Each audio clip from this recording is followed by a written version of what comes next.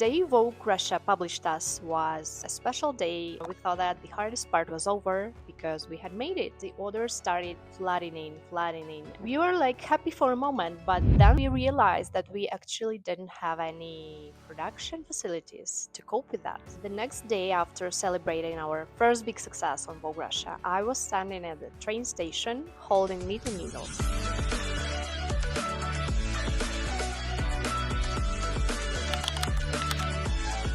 Hi everyone, this is Katya. Welcome back to my channel, Katya Be Kind. So getting back to that day, I feel that it was part of some movie or something because I can never imagine myself in the center of attention as hard as it felt that day when Vogue Russia published our brand. And we had it all in one day. We had 1,500 new visitors on the website. We had more than 100 incoming letters in one day. We had our phone vibrating every moment because of a new order, a new question, a new inquiry. And we thought that probably it was the most wanted part of every brand, to be noticed, to be seen, to be visible, and to be wanted. What is the most important thing? That people wanted us. They really wanted our sweaters, but there was no team, and actually there was no customer service, and there was no CRM system.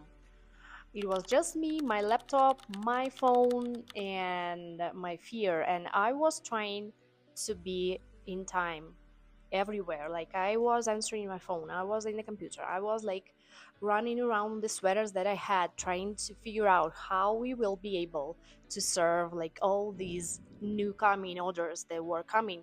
And it was terrifying. And the crazy part is that just in one day, in the first day, we received our like enough orders in order to cover the debt, because we had borrowed money for yarn and for shoot with the Vogue stylist, and we thought that it was like a huge amount of money and that we will be returning it like at some time.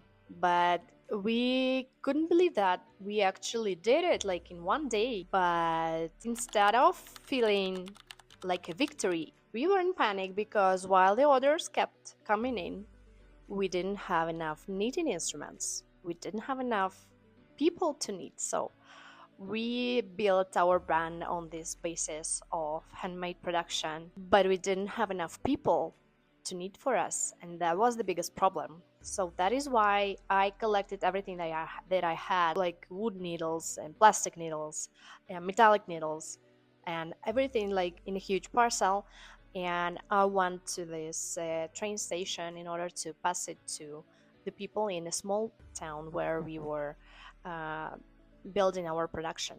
And I remember that it was like insane. I felt it was insane because I was going to the train to pass these things with some woman who went to the city, but we didn't have like any logistic partner, and we didn't have any yarns management, any inventory management. And this is how actually production worked. So there was no warehouse, no supply chain, no office, just trains, like just people who were knitting for us, a few of them, and a train which passed these things like from here to there and backwards. So now I understand how weird it was and how crazy it was for two 23-year-old students to launch this and to succeed, because the hardest part like was to follow this way. You know, here's one thing like that I have never said in public, that we were so ashamed of how small we were that we made a few mistakes that cost us thousands and thousands. Because first one is that we set the prices too low. Like, we were scared. We thought that what if people wouldn't buy it like at all? Like, if they see what we are offering, probably they would say like it costs nothing, or why should I pay that much? And we kept this pricing, like price level, really low. And the idea is that the demand was exceeding so much the supply that the price was, it's like actually a signal of the price being below the market equilibrium. So We should have figured it out, but instead of that, we kept like this really scared.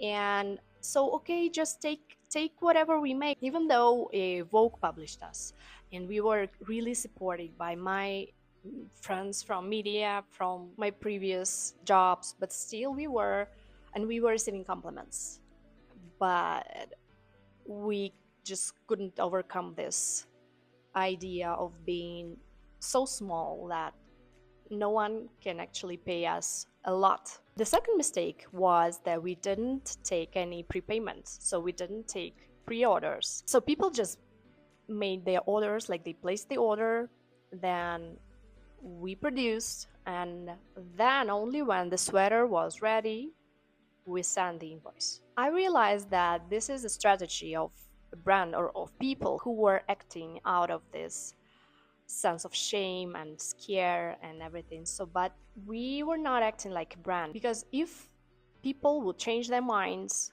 we would like carry the loss. This is not how business should be organized, because we should protect ourselves and we should have the money to buy the raw materials and to be able to pay the knitters, etc. But we didn't think like a brand. We thought like as people who were extremely unconfident in the beginning of their way, and that was the biggest mistake that we made. And we actually could have handled like less orders but at a higher price, or we could have taken the prepayment and feel more protected.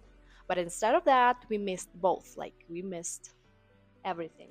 But at that time, we didn't realize that we were actually losing thousands because of this insecurity, and that actually it was insecurity for us. A few days after the Vogue publication, Alexei told me, he texted me like, I cannot do this anymore and I'm ready to give up. And I was like, I was so surprised, but I knew, okay, that like he was keeping his job as a research scientist and he was sitting in the office. Apart from that, he was trying to organize our production from scratch. He communicated with the knitters, he looked for the knitters, he managed yarns, etc., etc. So it was unbelievable pressure, and it was really hard to cope with that. But I remember myself replying that this is not the right moment to give up, because I just don't have a minute for myself, because people want us and I keep answering everything like here and there in order to prove ourselves right, to prove ourselves that we can do this. So this is not the moment to give up.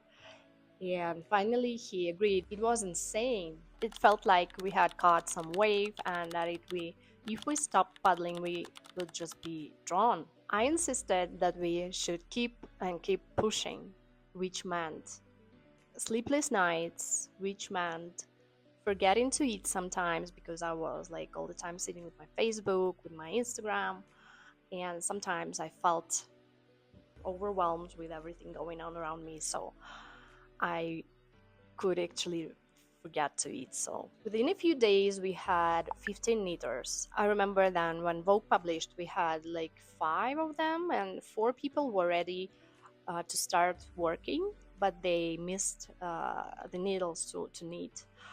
And in a few days, my husband, he managed to organize a team of 15 people. And some of them were still at the training stage, and it terrified me. Because to me, it was insecurity again. So I knew that, for example, sizing is crucial for knitters, because if you didn't do your size right, so if you are not in size when you knit, you actually waste all your work, all the work that you have done. And that made me crazy. I remember that I couldn't sleep and I was thinking like, okay, tomorrow I will receive like 20 sweaters, and what if they don't get into the size? What if it's wrong? What if the sleeves are wrong? So I will not be able to manage remaking it in one day. So, and I was all alone with the stock problems, and communication problems, and everything else. So, and my husband, he was like just supporting this production. Actually, now when we live in Mexico City, I understand how hard it is, because I am now kind of in his part trying to organize the production in Mexico. So I understand how hard it is, especially when you have already had your overnight success. In the first few days after Vogue published us, two major Moscow retailers reached out to us. They actually wanted to carry our sweaters. They were extremely interested, and this sounded like a dream to a newcomer brand. But we actually didn't have any inventory.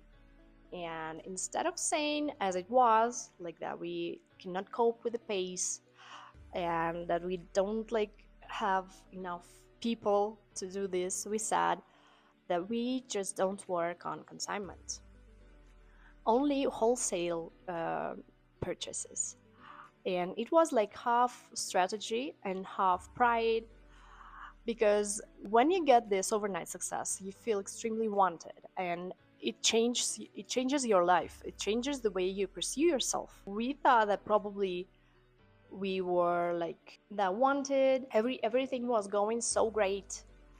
But in reality, we didn't even have an office, and we didn't have a showroom. When people asked us, like, where can I try on the sweater? We were like, we will taxi back. So there was actually nowhere to go. And the reality felt so different from things we kept replying to retailers and to people who were interested. But actually, we tried to manage this chaos, and in order to manage our orders, we created a simple spreadsheet with like a simple table where we kept all the information. It was like colors, a model name, a size, and country of shipping. But we didn't understand, like we thought that it was temporary. And we didn't know that day by day this list would be refilling with 30, 40, or 50 people in one day. So this line, it was growing too fast. We were extremely nervous about it, so we couldn't do anything to manage our production. But at that time, we thought that it was a peak and that it will calm down and everything will be fine. But we didn't understand that in this early September, it was just a beginning of scale. So things were going really, really fast for us, and we were not coping with this. When people think of a brand success, or of building a brand, or becoming international, global, or getting boss from Kendall Jenner or whoever really famous and wanted, people don't think of what stays behind. For example, about the sleepless nights, and about this lack of system, and about the strategic mistakes that we make, like all the founders have been making them. And it's okay, but it's hard to see it from the outside. So this is my support to you founders, and just know that if you are kind enough to yourself, just everything will be fine, and you will cope with everything that interrupts with your success. So thank you for watching. See you next time. Bye.